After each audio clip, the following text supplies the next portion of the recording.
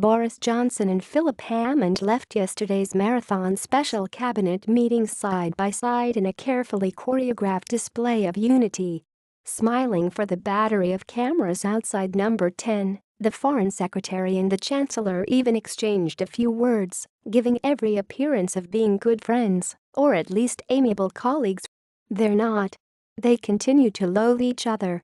The photo opportunity, dreamed up no doubt by government spin doctors after a riotous week of Tory infighting, chaos, rumours of sackings, resignations, and leadership bids, should fool no one. Johnson and Hammond have been at war for the past 12 months over the terms of our exit from the EU, and that hasn't changed. During the 2.5-hour cabinet meeting to discuss the Prime Minister's keynote speech on the EU, to be delivered in Florence today, the bitter row triggered by Johnson's passionately argued 4,200-word manifesto in the Daily Telegraph last week for a clean Brexit, with no divorce payment, was virtually ignored. In her opening remarks, Mrs. May made only a glancing reference to the need for ministers to be more cautious about what they said in public. She and Johnson had already kissed and made up on the 7-hour flight back from New York, where they had been attending the United Nations General Assembly.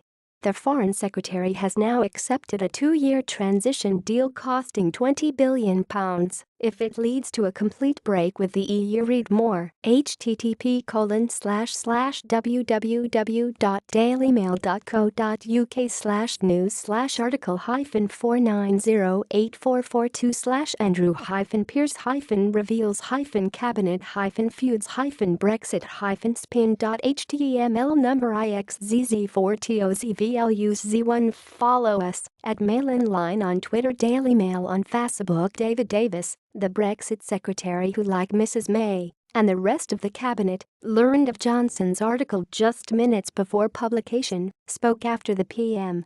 He was a model of geniality, said one source. But we know he was secretly still seething with Boris. His article suggests to the EU that he can't deliver a united cabinet, let alone a united parliament, when negotiating a deal. And as for the Chancellor, he was conspicuously on message with Mrs. May, racing through his comments on her speech. But no doubt he was seething too. In the immediate aftermath of publication, Johnson's manifesto was reported as a direct challenge to the authority of the Prime Minister ahead of today's speech. In fact, what Johnson was doing was pointing his heavy artillery at Hammond and the Treasury, who he believes are deliberately talking down the advantages of Brexit. It's quite wrong to think it was an attack on the PM, a source close to Johnson told me. Boris was aiming at the ghost of George Osborne, the former Chancellor, fervent Remainer and chief architect of Project Fear, whose spirit of doom and gloom still stalks every corridor and every meeting room at the Treasury.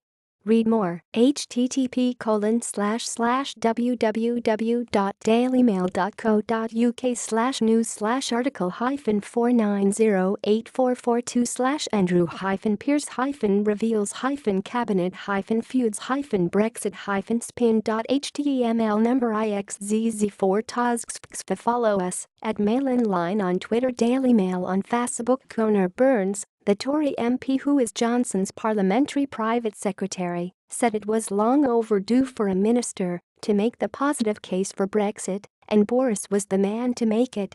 He added, the Foreign Secretary is one of those rare politicians whose reach is huge, whose spirit is irrepressible, and who has optimism built into his DNA.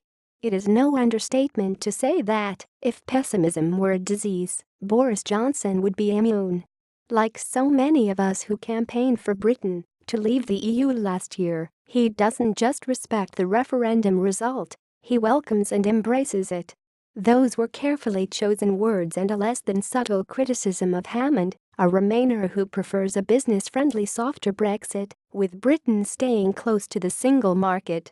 Burns perhaps also had in mind Home Secretary Amber Rudd, another Remainer who backs the Chancellor's vision of Brexit. But while Hammond kept his counsel this week, Rudd has been a damning critic of Johnson, accusing him of being a backseat driver. In a carefully timed intervention yesterday, Mrs. May's former Chief of Staff Nick Timothy took aim at the Treasury, which never even mentions the positives of leaving the EU.